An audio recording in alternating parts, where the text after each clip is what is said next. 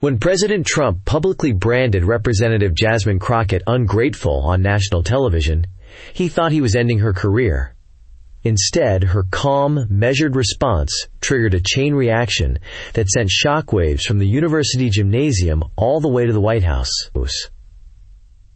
Within an hour, the exchange was the only thing that mattered in American politics. Cable news channels scrapped their planned segments, running the 58-second clip on a continuous loop. On social media, the raw video, filmed on a dozen different cell phones, eclipsed every other trend. There were no hashtags, no organized campaigns, just millions of spontaneous shares, each with a comment expressing shock, outrage, or admiration. In newsrooms across the country, editors rewrote their front pages. Political operatives on both sides of the aisle, caught completely flat-footed, scrambled to spin a moment that needed no interpretation.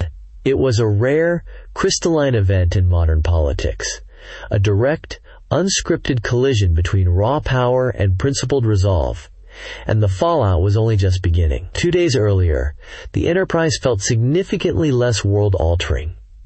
It felt, to Jasmine Crockett's chief of staff, like a monumental risk. David Chen, a man whose resting state was a low-grade anxiety attack, meticulously hidden behind a wall of spreadsheets and schedules, stood by the window of Crockett's district office in Dallas. He watched the relentless Texas sun beat down on the strip mall parking lot below. Inside, the air conditioning hummed a desperate, losing battle against the heat. "I just don't see the upside, Jasmine," he said, turning from the window.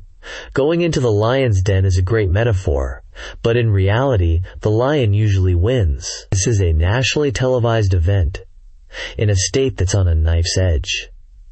He's not going to be there to debate policy. He's going to be there to create moments, to make someone into a villain. Why offer yourself up as the sacrifice? Jasmine didn't look up from the file on her desk. It was a thick manila folder, bulging with papers that had nothing to do with federal politics, and everything to do with people's lives. It was her promise file, as she'd grimly started calling it. It contained architectural renderings for the new South Dallas Community Hospital, letters of intent from medical supply companies, and, most importantly, over 200 printed emails from constituents who had been offered provisional jobs at the facility. Nurses, janitors, lab technicians, security guards. Each email was a portrait of hope. "Look at this one, David," she said, tapping a page. His last.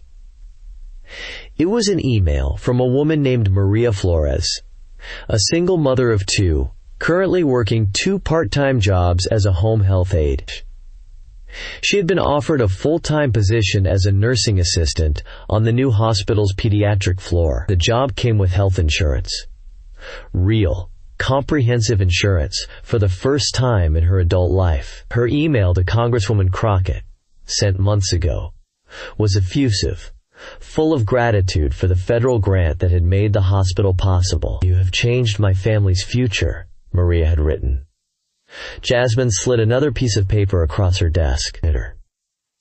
It was a copy of Executive Order 14,932, signed by President Trump 2 weeks ago, titled, "An Order to Prioritize Federal Infrastructure Investments for National Economic Competitiveness." It was a dense, jargon-filled document that effectively rerouted billions of dollars from congressionally approved domestic projects into a new fund controlled directly by the White House. The South Dallas Community Hospital was one of the first projects to have its funding clawed back. There was no appeal, no recourse, just a line item on a list. "This is why," Jasmine said, finally looking at David. Her eyes weren't fiery or defiant.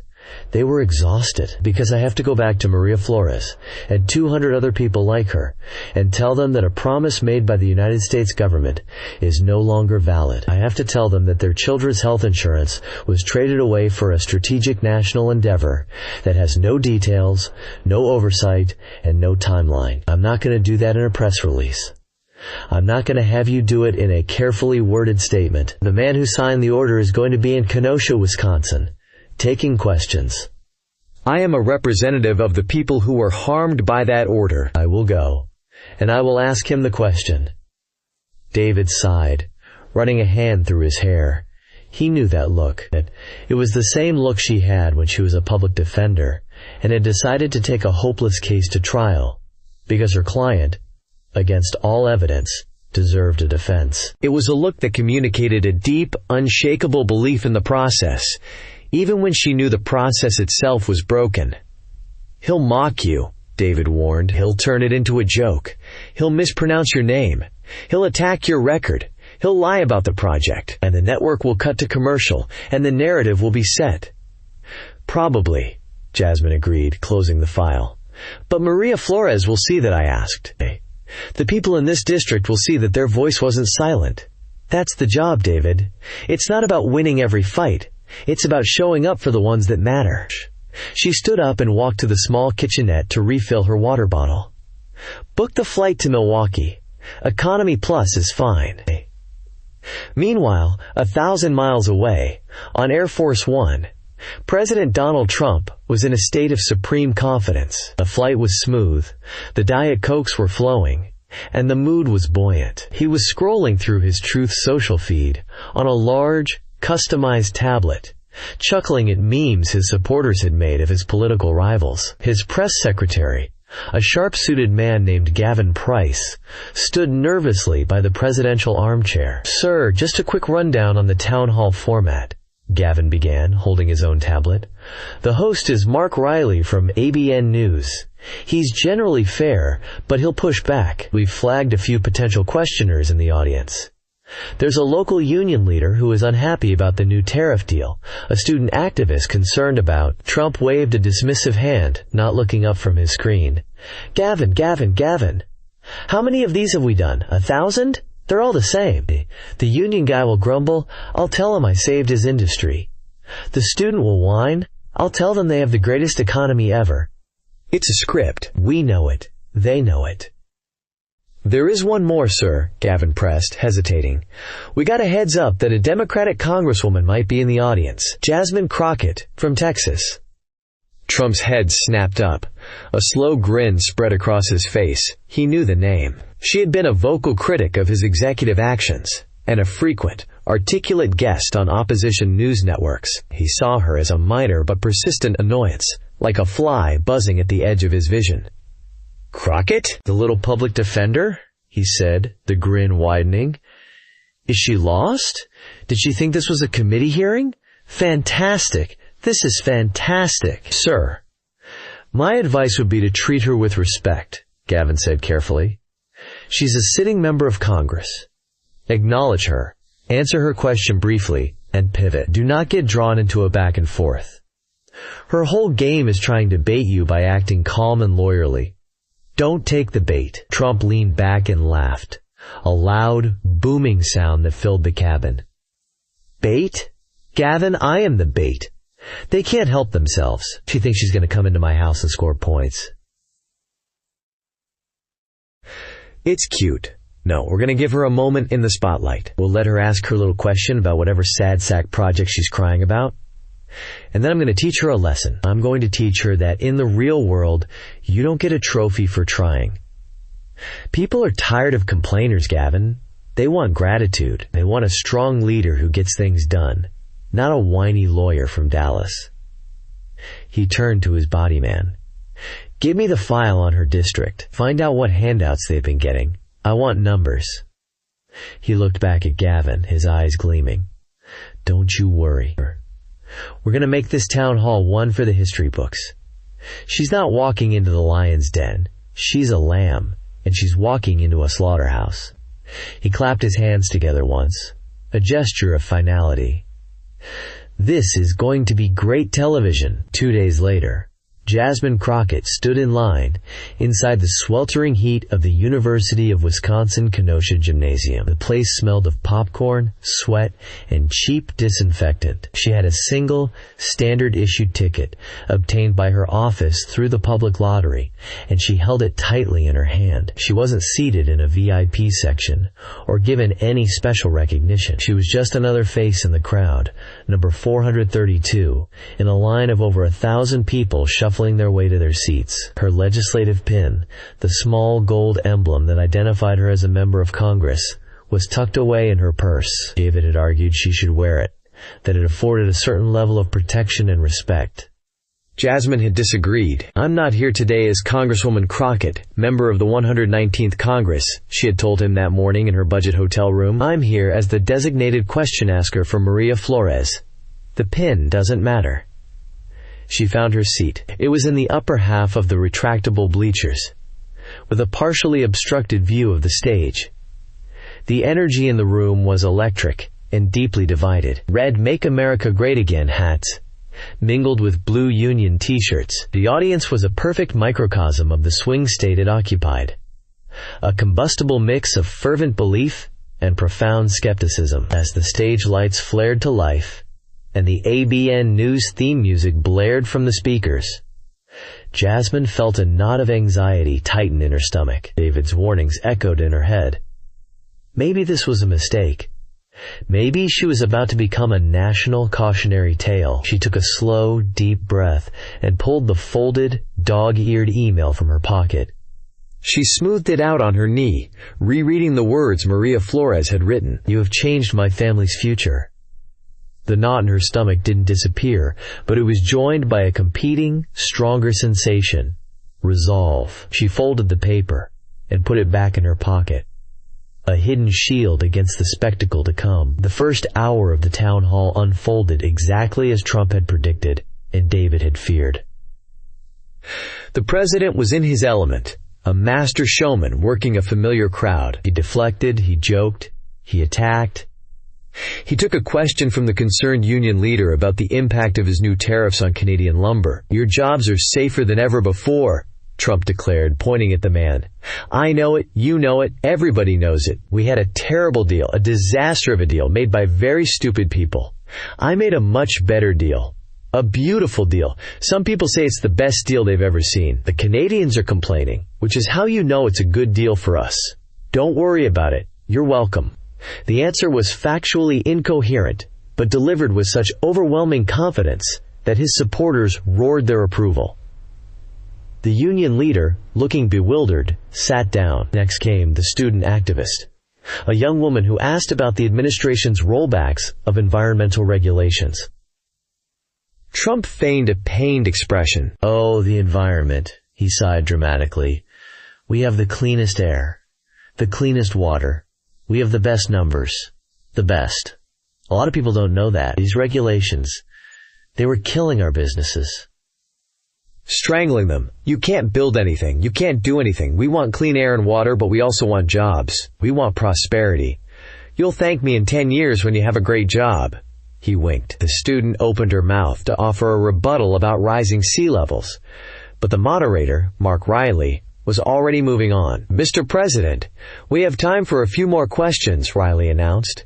"Let's go to Section 3, Seat 214. Ma'am, please state your name and your question." A small spotlight found Jasmine Crockett. The camera zoomed in, and for the first time the national audience saw her clearly. She stood up, holding the microphone that had been passed down the row. Her heart was pounding against her ribs, a frantic drumbeat against the sudden, focused silence. "My name is Jasmine Crockett," she began, her voice even and clear, carrying through the vast space without a tremor. "I represent the 30th Congressional District of Texas." Before she could continue, the president leaned forward into his microphone, a showman spotting an opening. "Texas! Great state. Beautiful state. I love Texas. We're doing a lot for Texas. A lot of people don't know that. They think we're not, but we are. Go on." He gestured magnanimously, the interruption serving its dual purpose: to show he was in control, and to subtly frame her as just another supplicant from another state he was already helping. Jasmine gave a slight, almost imperceptible nod, acknowledging his comment without being diverted by it. She had anticipated this. It was his standard opening gambit, a conversational cul-de-sac designed to sap an opponent's momentum. She refused to enter it. "Thank you, Mr. President," she said, her tone meticulously neutral. "As you know, Congress passed, and your administration initially supported, the Bipartisan Infrastructure and Community Investment Act last year. It was hailed as a landmark piece of legislation, and my district was slated to receive a grant under Title IV of that act to build the new South Dallas Community Hospital." She paused, letting the formal, factual language settle in the room. This wasn't a plea. It was the establishment of a record. This facility was projected to create over 300 permanent healthcare jobs and 500 temporary construction jobs in an area with unemployment nearly double the national average. More importantly, it would have served a community of 150,000 people, including 40,000 children, who currently have to travel over an hour for emergency medical care. The infant mortality rate in this specific zone is, I'm sad to say, one of the highest in the developed world. The air in the gymnasium changed. The boisterous, rally-like atmosphere grew still. These weren't abstract numbers. They were stark, grim facts. She had transformed a political question into a matter of life and death. Trump, who had been listening with a relaxed, almost bored expression, straightened slightly in his chair. This wasn't the whiny complaint he had expected. 2 weeks ago, sir, Jasmine continued, her voice maintaining its steady cadence, you signed Executive Order 14,932. That order redirected all approved funding for the South Dallas Hospital into a new discretionary fund. So my question is, could you please explain to the people of my district, to the families who were counting on that hospital, why their federally approved, life-saving facility was deemed less important than a fund with no publicly stated projects or timeline? The question landed with the force of a physical blow. It was precise, respectful in tone, and devastating in its implication. It cornered him. He couldn't attack the question itself without seeming to attack the sick infants and jobless families she had just described. Mark Riley, the moderator, turned to the president. Mr. President? Trump forced a smile, but it didn't reach his eyes. He deployed his first line of defense, the pivot to the macro. Well, that's a very sad story. A very, very sad story. And we feel for those people, we do.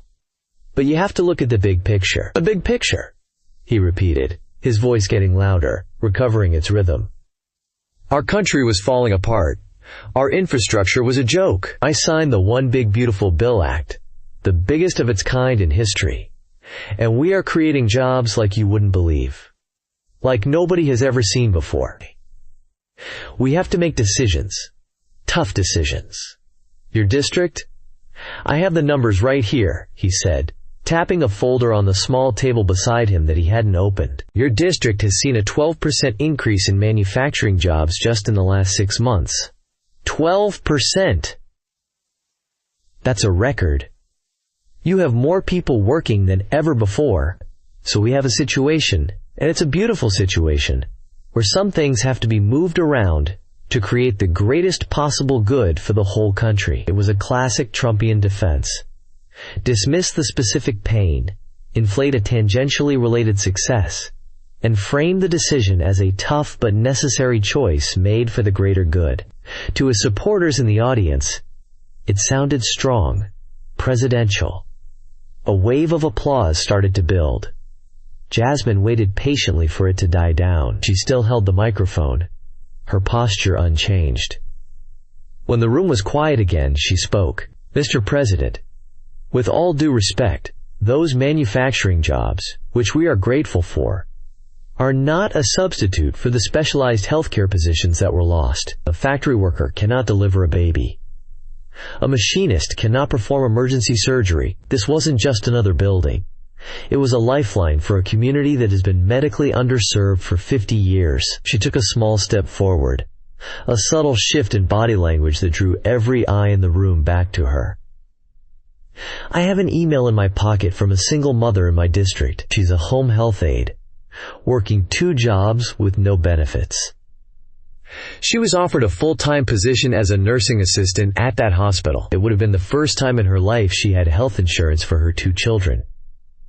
Her story is not unique.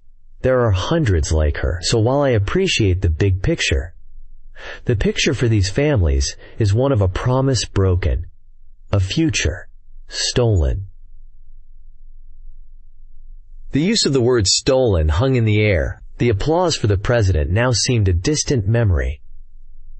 The audience was silent, captivated by the quiet intensity of the woman on the bleachers. She had successfully rebutted his pivot, bringing the focus back from abstract economics to concrete human suffering.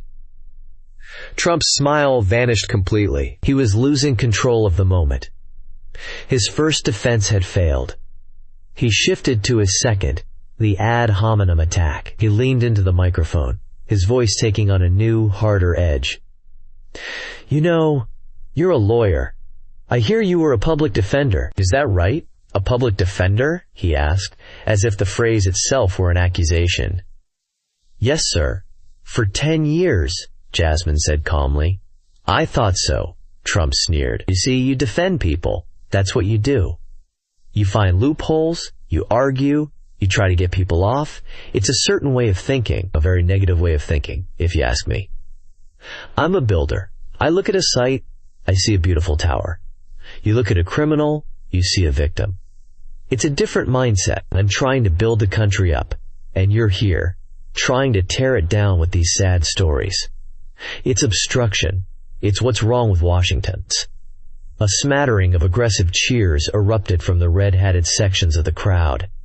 But it was thinner this time, laced with uneasy silence from the rest of the audience. He had just equated representing her constituents with defending criminals. He had framed her advocacy as an attack on the nation itself. Mark Riley, sensing the dangerous turn, tried to intervene. "Mr. President, let's stick to the topic of the executive order." Trump waved him off without looking at him. "No. This is the topic, Mark. This is the whole topic. The attitude. The attitude that our country is always wrong, that we always have to apologize." He turned his full attention back to Crockett, his frustration now visible. Her composure was like sandpaper on his ego. He had thrown his best punches, the pivot, the insult, and she was still standing, her expression unchanged.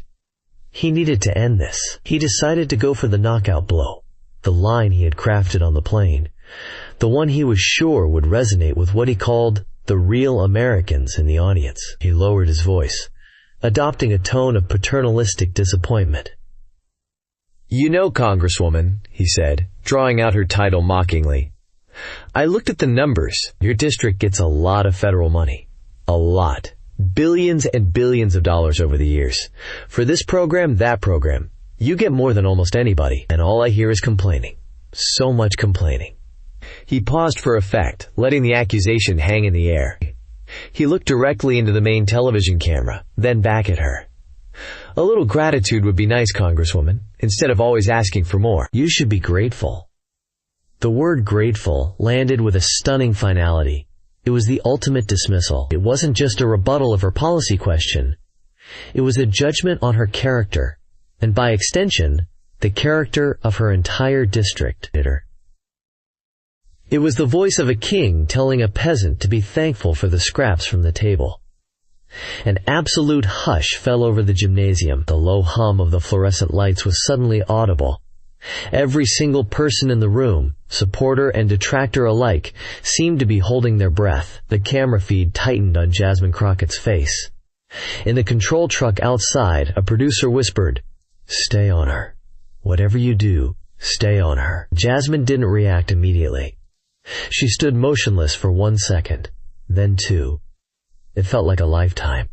She blinked once, slowly. The nation watched, expecting her to lash out, to cry, to crumble, under the weight of the personal, public humiliation. Trump leaned back in his chair, a triumphant smirk on his face. He had done it. He had crushed her. Then, she took a small, almost imperceptible breath. She did not look at the camera. She did not look at the audience. She looked only at the President of the United States. When she spoke, her voice was devoid of anger or malice. It was the sound of profound, weary conviction. "With respect, Mr. President," she said, each word perfectly articulated. "This isn't about gratitude." She paused, letting the simple, powerful rebuttal sink in. "It's about a promise made to my constituents. It's heartbreaking to tell them that the government's word isn't good, and that's a disappointment that goes far beyond politics." For a moment, there was only silence. Then, from the middle of the crowd, a man in a John Deere cap began to clap. It was a slow, deliberate sound. Then a woman in a UAW sweatshirt sitting 2 rows behind him stood up and joined in. Then another, and another. It started not as a roar, but as a ripple. The applause grew, spreading from the center outwards, crossing political divides. It was the sound of 1,000 people, recognizing a moment of authentic dignity. Within 10 seconds, the ripple had become a wave. Half the gymnasium was on its feet, their applause thunderous, overwhelming. It wasn't just for Jasmine Crockett. It was a standing ovation for the principle she had just defended. The president's smirk had frozen, then curdled into a mask of pure rage. He stared out at the applauding crowd, his face flushed, a look of utter disbelief in his eyes. These were his people, in his arena, and they were cheering for her. He jabbed a finger at the moderator, shouting something that was completely swallowed by the noise. Jasmine Crockett did not smile. She did not pump her fist or wave to the crowd. She simply offered a single, dignified nod to the audience, a quiet acknowledgement of their support. Then, as the standing ovation reached its crescendo, she did the last thing anyone expected. She passed the microphone down the row, turned, and sat down. Her part was over. The image broadcast to millions of homes was indelible.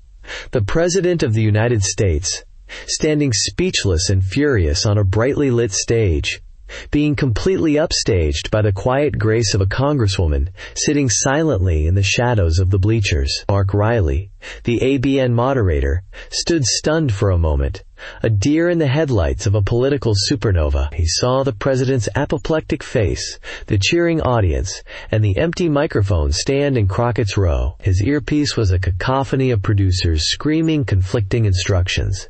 He did the only thing he could. We'll be right back after this short break, he stammered, and the feed cut abruptly to a commercial for a luxury sedan.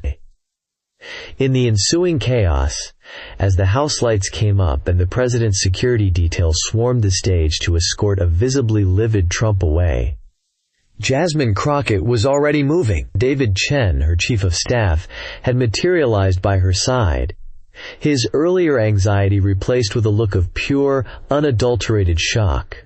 He grabbed her arm, not to rush her, but to steady himself. "Jasmine," was all he could manage.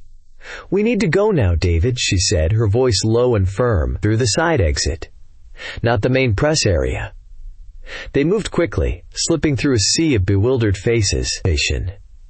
People turned as they passed, their expressions a mixture of awe and curiosity. A few reached out to touch her shoulder, murmuring, "Thank you," and "God bless you." She acknowledged them with a nod, but never broke her stride. She was a submarine gliding through the depths, silent and purposeful, while on the surface, a naval battle raged. As they reached a service corridor near the loading docks, the distant roar of the media scrum could be heard from the gymnasium's main entrance, a horde of reporters shouting her name into the empty air. David fumbled with the push bar on an emergency exit, and they spilled out into the cool Wisconsin night. The door hissed shut behind them, cutting off the noise and leaving them in an eerie silence, alone in a dimly lit alleyway that smelled of stale beer and wet garbage. David finally found his voice. "My God, Jasmine, do you have any idea what you just did? You just created the defining moment of this presidency." You ended him with a line about disappointment. He was giddy, pacing back and forth in the narrow alley. "My phone hasn't stopped vibrating for 10 minutes. The DNC wants a statement. Every major network wants an exclusive. #Grateful is trending, but not in the way he wanted." Jasmine leaned against the cold brick wall, closing her eyes for a second. The adrenaline was beginning to recede, leaving a hollow, buzzing exhaustion in its wake. "I don't want to talk to anyone, David," she said. "No statements, no interviews, not tonight. Let the clip speak for itself. Get the car." The ride back to their budget hotel near the airport was surreal. The local radio station had already broken in with a special report. They played the audio of the exchange, and even without the visuals, it was electric. The host was fielding calls from listeners. "I'm a Republican. Voted for him twice," one man said, his voice thick with emotion. "But what he said to that woman, to call her ungrateful for wanting a hospital for her people, That ain't right. That ain't what we are. Back in the anonymous beige hotel room, the full scale of the event began to reveal itself. David had turned the television on to a CNN-style network, where a panel of 4 pundits was dissecting the moment with forensic intensity. This was a masterclass, declared a veteran political analyst, her voice filled with professional admiration. Notice she never raised her voice. She never insulted him. She used his own framework of sad stories and turned it back on him, grounding it in the bedrock principle of a government's promise. He went for a personal knockout, and she responded with a systemic critique. It was political jujitsu of the highest order. David flipped the channel. A Fox News-style program was in full damage control. The host, a man with a perpetually angry expression, was trying to steer the narrative. "Let's be clear," he asserted, jabbing his finger at the camera. "The president was making a valid point about out-of-control government spending. This congresswoman, a known progressive activist, came in there with a planned, calculated ambush, and this so-called standing ovation was likely orchestrated by liberal plants in the audience to create a fake media moment." His guest, a White House surrogate, nodded vigorously, adding, "President Trump is tired of the Washington game. He speaks directly to the American people, and they appreciate his honesty. He was simply calling for a little appreciation for the economic miracle he's delivered." But their defense sounded hollow, their arguments brittle against the raw power of the video clip that was now playing on a loop in a box over the host's shoulder. The official White House response, when it finally came, was a study in panicked ineptitude. Gavin Price, the press secretary, released a 2-sentence statement that read, "The president enjoyed a robust and enthusiastic exchange of ideas with the people of Wisconsin tonight. He believes it is important for all Americans to have an attitude of gratitude for our nation's prosperity." The use of the phrase "attitude of gratitude" was a catastrophic error, an infusion of gasoline onto a raging fire. It confirmed that the White House had fundamentally misunderstood why the moment had resonated. They thought the fight was about the word grateful.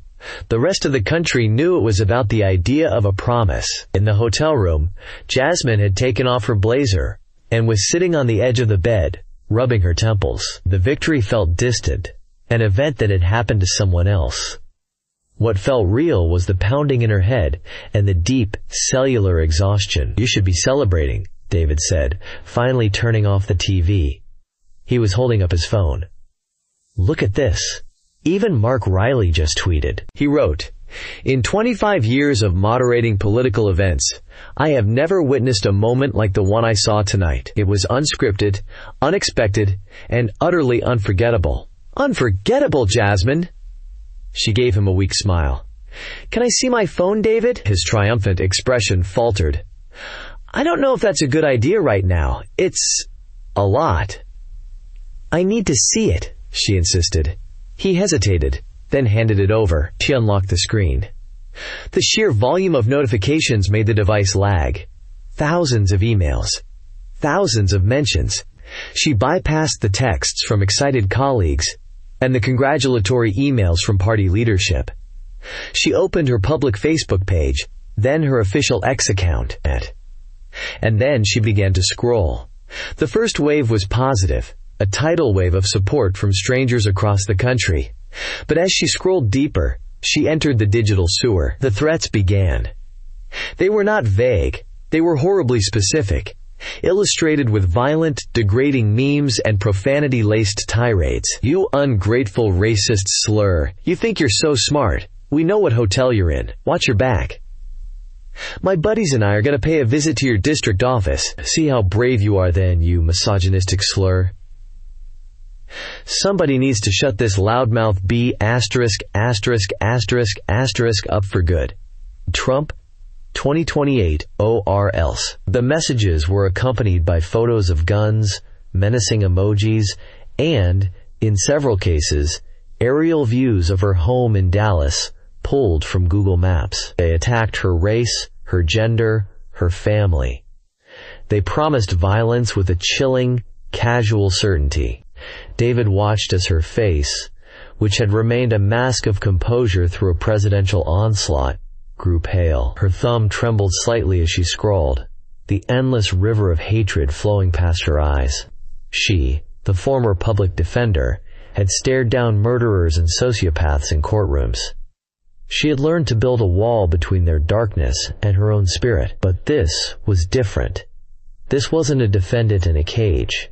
This was a faceless, hydra-headed mob, and its venom was being piped directly into her hand. After a few minutes, she locked the phone and set it down on the nightstand with a quiet click. She stared at the blank screen for a long moment. "We need to call the district office," she said, her voice a near whisper. "Tell them to lock down. And call Capitol Police. Forward them. All of that." David nodded, his earlier elation completely gone, replaced by a cold dread. "I'm so sorry, Jasmine. I should have—" "It's the price of admission, David," she said, cutting him off. It wasn't an accusation. It was a statement of fact. She stood up and walked to the window, looking out at the darkened runway of the Milwaukee airport. She felt a profound sense of isolation, the victor in a battle she now had to survive. She pulled out her phone again, this time navigating to her personal contacts. She pressed the icon for Mom. It rang twice before her mother picked up, her voice a mixture of frantic energy and relief. "Jasmine Felicia Crockett, I've been calling you for an hour. Are you all right? I saw it on the news." "Oh, baby, I saw what you did." Jasmine sank back down onto the bed, the sound of her mother's voice a lifeline. "I'm okay, Mom. I'm just tired."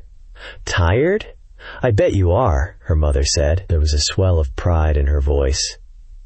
"You stood up to that man. You didn't raise your voice. You just spoke the truth, just like your grandmother taught you. You were so strong, baby. You made me so proud."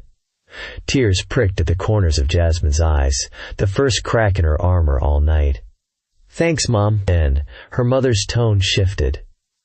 The pride was replaced by a deep, trembling fear that Jasmine knew all too well. "But Jasmine, the things he said, the way he looked at you, and the people who follow him, they're crazy. I see them on the news. They're full of so much hate. Is it worth it? Is it worth putting yourself in their path like this? No hospital is worth your life." It was the question that stripped everything else away. It wasn't about politics or polls or winning the news cycle. It was about a mother's love and a mother's fear. Jasmine thought of the threats on her phone. She thought of the faces of the men in the red hats, contorted in rage. She thought of Maria Flores and her email about a changed future. "Mom," she began, her voice thick with emotion. "When I was a public defender, I had a client once. I knew it, and he knew it, but the evidence was stacked against him, and the prosecutor was making him out to be a monster. And one day he asked me if we should just give up, take a plea deal. He was scared. He said, 'What's the point of fighting if they're just going to crush us anyway?'" She paused, taking a breath. "I told him the point was that the truth matters. The point is you don't let them crush you without a fight. Because if you do, you're not just letting them crush you, you're letting them crush the very idea that a fight is possible." She looked out the window again, at the blinking lights of a plane taking off into the blackness. If people like me, people who have a platform, even a small one, are too scared to stand up in a public place and ask a simple question about a promise, then who's left? Who is left to speak for all the people who don't have a microphone? If I don't ask the question for Maria, then she has no voice at all. And that's a world I don't want to live in. There was a long silence on the other end of the line, broken only by a soft sniffle. "You really are your grandmother's child," her mother finally said, her voice choked with a combination of terror and unbearable pride. "You be safe, you hear me? You call me when you land. I love you." "I love you too, Mom," Jasmine whispered.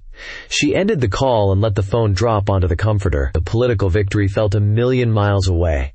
All that remained was the weight of her choice, the love of her family, and the cold, hard reality of the cost. The 3 days following the town hall were a blur of cascading political consequences. Jasmine Crockett remained silent, sequestered with David in her Dallas district office, which now had a permanent Capitol Police patrol car parked out front. Her silence was a strategic masterstroke. By refusing to engage, she created a vacuum, forcing everyone else to react to the original event. The clip of the exchange became a national Rorschach test. Her supporters saw Grace under fire. His saw a president besieged by a disrespectful subordinate. But crucially, a vast, undecided middle saw something that troubled them deeply. A powerful man using his authority to belittle a citizen asking a legitimate question. The White House, meanwhile, did everything possible to keep the story alive. The president, unable to let any perceived slight go unanswered, dedicated his Truth Social account to a multi-day tirade. He reposted clips of his economic successes from the town hall, insisting the media was ignoring his triumphs. He attacked ABN News for biased editing and called Mark Riley a third-rate hack. He posted, "The radical left Democrat congresswoman from Texas had a pre-planned, nasty question. She is all talk and no action. Sad." Each post acted like a bellows, breathing new life into the fire just as it threatened to die down.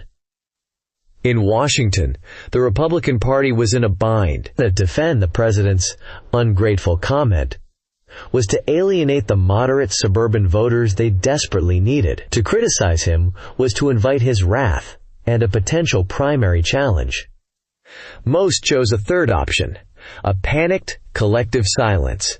They changed the subject, talking about inflation, border security, anything but the woman from Texas and her question about a promise. This strategy of avoidance held until Sunday morning. Senator Alastair Thompson, the senior senator from Wisconsin, was scheduled for an interview on ABN's flagship political affairs program, State of the Union. Thompson was a political institution, a 30-year veteran of the Senate, known for his calm demeanor and his deep-seated belief in political decorum. He was a conservative, but not a firebrand, a reliable party vote, but not a sycophant. His office in Milwaukee had been fielding calls all week. His constituents weren't just angry. They were embarrassed that the incident had happened in their state. The Milwaukee Journal-Sentinel had published a scathing editorial titled, "A Failure of Grace," which praised Crockett's quiet dignity and lamented the president's boorish cruelty. Thompson sat opposite the show's host, a formidable journalist named Sarah Kensington. After dispensing with questions about the economy, she turned her gaze on him. "Senator, I have to ask you about the event in your home state this week that has captured the nation's attention. We have the clip." The screen behind them lit up with the now iconic exchange. The network let the entire 58 seconds play out, uncut. The camera lingered on Trump's sneer, Crockett's calm face, and the slow, rising tide of the standing ovation. When the clip ended, the studio was silent. "Senator Thompson," Sarah said, her voice even, "you are a leader in your party and a respected voice in the Senate. Was the President of the United States right to call a sitting member of Congress ungrateful for advocating for a hospital in her district?" Thompson looked deeply uncomfortable. He cleared his throat, buying a few seconds. He began with the well-rehearsed party line. "Well, Sarah, the president is a fighter, and he's passionate about the incredible economic turnaround we've seen. He believes, and I agree, that we've made historic investments in our country and—" Sarah cut him off, a rare move she reserved for blatant evasions. "With all due respect, Senator, that wasn't the question. The question is about the president's conduct. Was it appropriate?" Thompson was cornered. He could see the two paths before him, the safe path of continued deflection and the dangerous path of honesty. He looked down at his hands for a long moment, then looked back up, directly into the camera. The focus group talking points seemed to melt away, replaced by something authentic. "The president and I have different communication styles," he began slowly, carefully choosing his words. "He speaks in a way that connects with millions of Americans who feel forgotten. I respect that." He paused. "But Congresswoman Crockett was doing her job. That is the fundamental role of a district representative, to advocate for the people who elected them.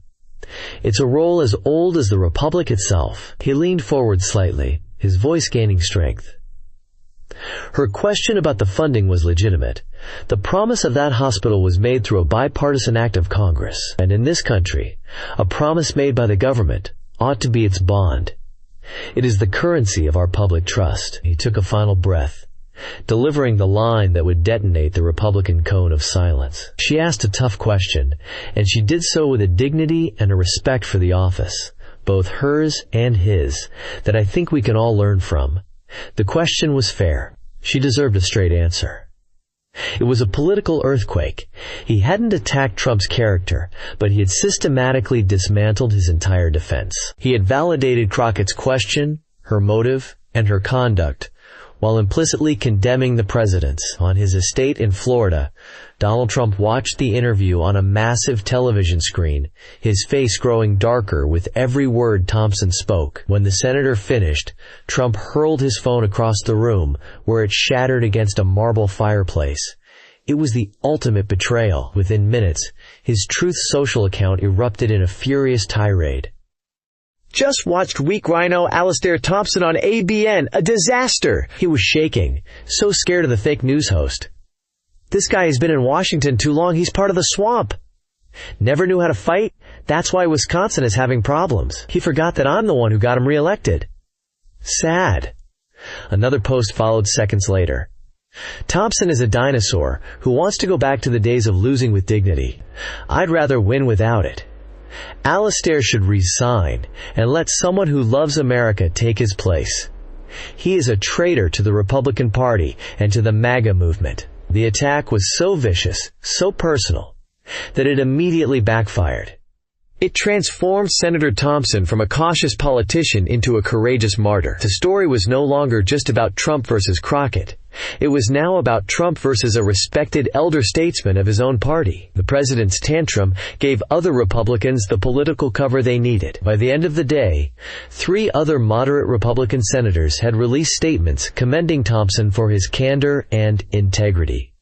The dam was breaking. Back in Dallas, Jasmine Crockett watched the Sunday shows from her living room sofa. When she saw Thompson's interview and Trump's subsequent meltdown, she knew the moment had come.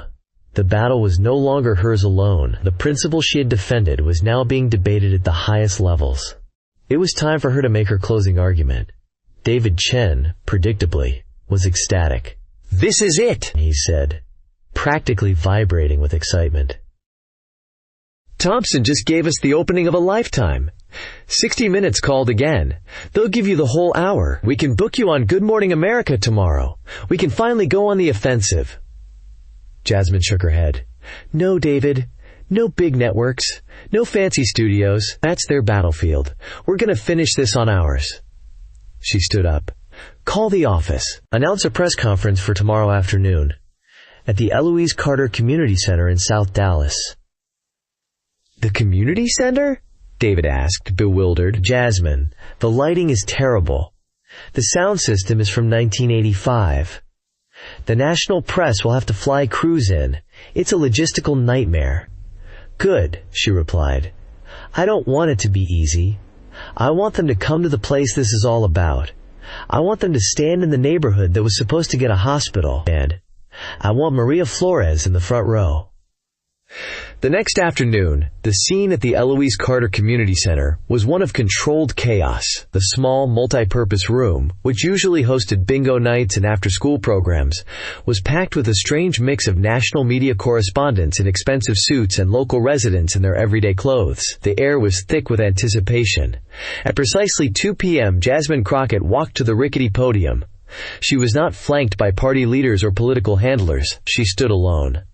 Maria Flores and a half-dozen other local residents who would have worked at the hospital sat directly in front of her. Jasmine looked out over the crowd, past the glaring television lights, and began to speak.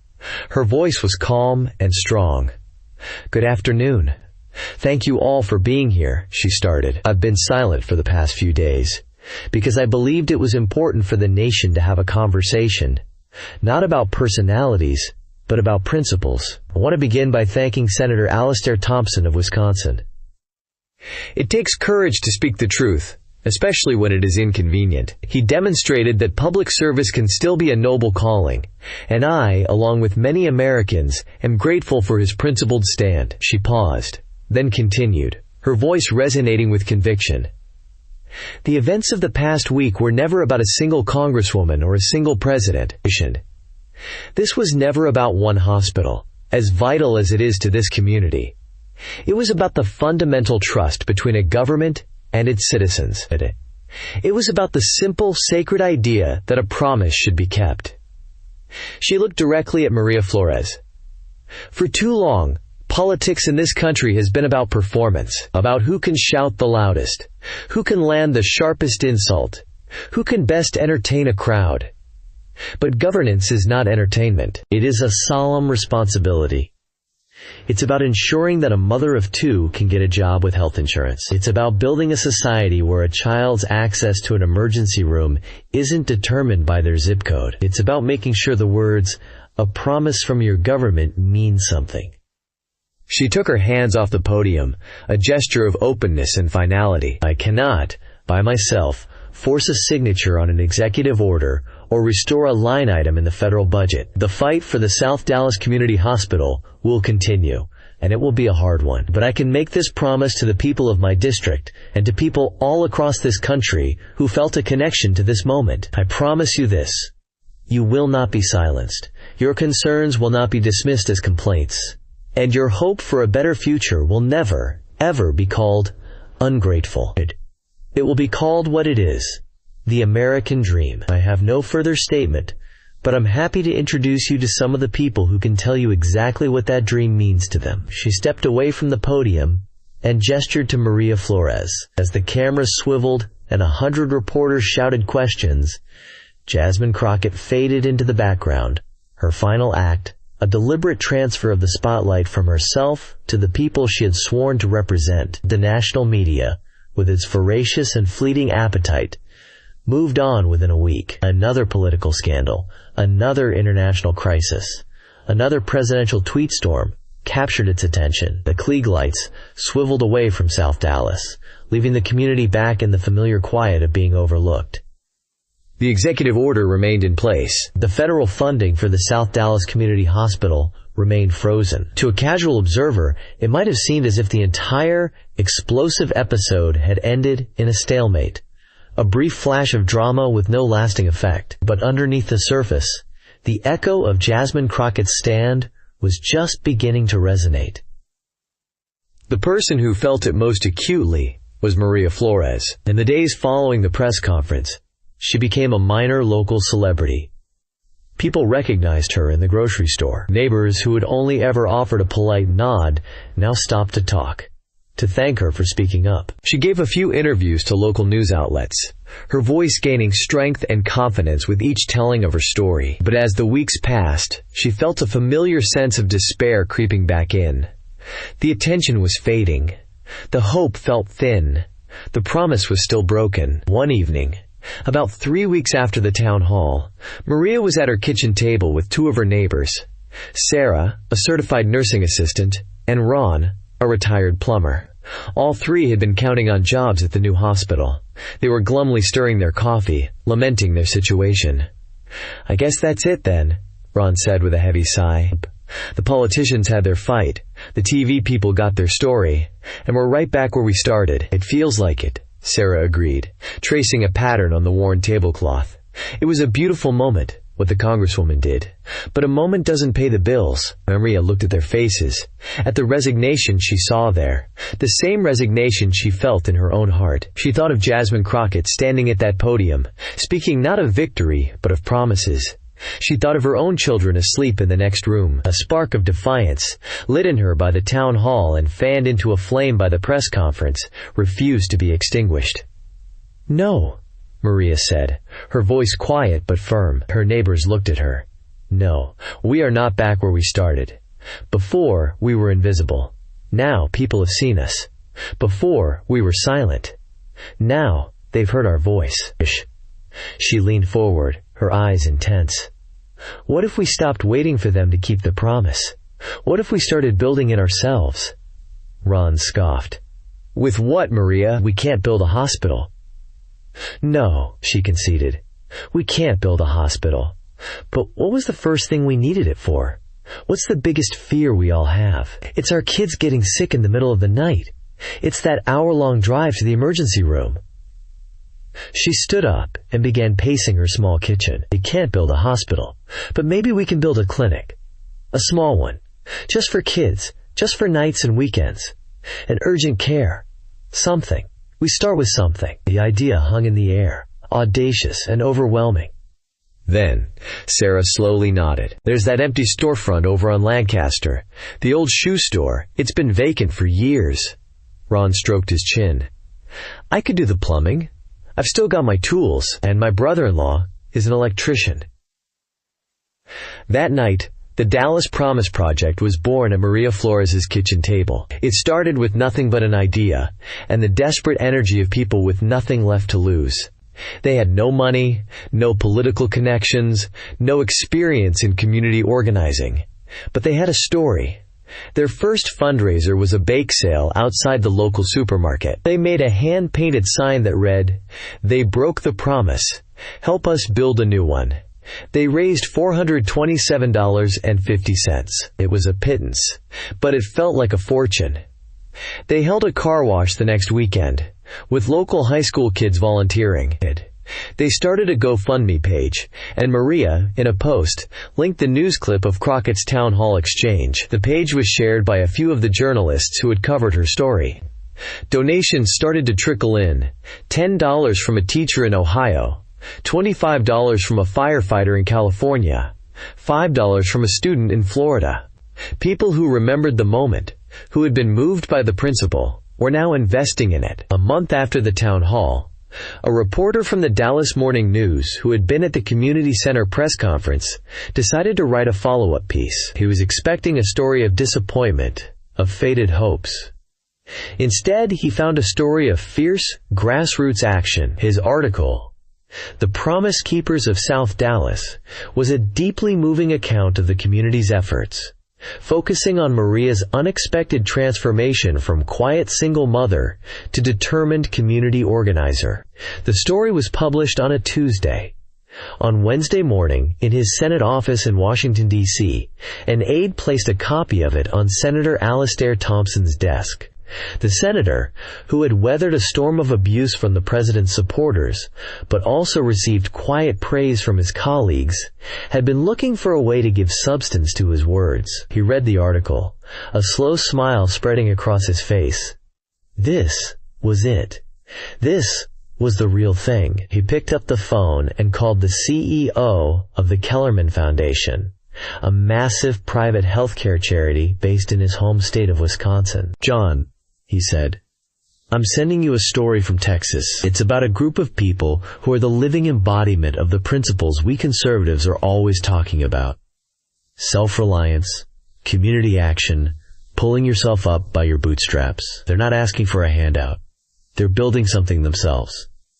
I think they're the kind of investment you'd be proud to make." 2 days later, Maria Flores received a call from a number she didn't recognize. It was the director of the Kellerman Foundation. He told her the foundation had been so moved by their story that they were awarding the Dallas Promise Project a matching grant of $100,000. Maria dropped the phone. She picked it up, tears streaming down her face, and asked the woman to repeat what she had said. The promise that had been broken by the government was now being forged anew by the hands of the people, aided by the most unlikely of allies. The final scene of the story took place 6 weeks after the town hall. Jasmine Crockett, back in her district for the weekend, slipped quietly into the back of the Eloise Carter Community Center. There was no press, no fanfare. It was a regular meeting of the Dallas Promise Project. The room was packed. At the front, standing at the same rickety podium she had once used, was Maria Flores. She was no longer a hesitant speaker. She spoke with the easy authority of a leader, outlining the budget for the new clinic, assigning tasks to volunteer teams, and giving a timeline for their grand opening. "We have the lease on the storefront," Maria announced, her voice ringing with pride. "The plumbing and electrical work, thanks to Ron and his family, will be done by the end of the month. The Kellerman grant has allowed us to purchase a pediatric X-ray machine. We did this. You did this." The room erupted in applause. After the meeting, as people mingled, Jasmine made her way to the front. Maria saw her, and her face broke into a wide, radiant smile. They embraced. "Congresswoman," Maria said, her voice thick with emotion. "Look what you started." Jasmine shook her head, looking around at the bustling, hopeful room. "No, Maria," she said softly. "You were all here already. The strength, the determination, it was always here. You just needed to be reminded that you had a voice." "You did more than remind us," Maria said. "You showed us how to use it. You taught us that dignity isn't something people give you. It's something you refuse to let them take away." Later that evening, Jasmine Crockett drove through her district. She passed the strip mall she knew so well from her office window.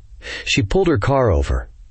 There, in the space of the old, abandoned shoe store, the lights were brightly lit. Through the large front window, she could see a dozen volunteers. Some were on ladders, painting the walls a cheerful, bright yellow. Others were carefully unpacking boxes of donated medical supplies. Ron was on his hands and knees, fitting a pipe under a sink. In the center of it all stood Maria, directing the work, a blueprint spread out on a folding table. It was not the grand, federally funded hospital from the architectural renderings. It was small, improvised, and born of struggle. But it was real.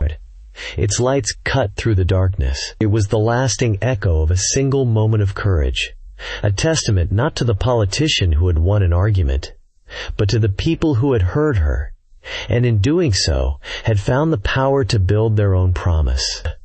The questions we ask of our leaders often define us more than the answers we receive. What does it truly mean to hold power accountable in an age of spectacle? If this story resonated with you, subscribe for more narratives that explore the moments that shape our world.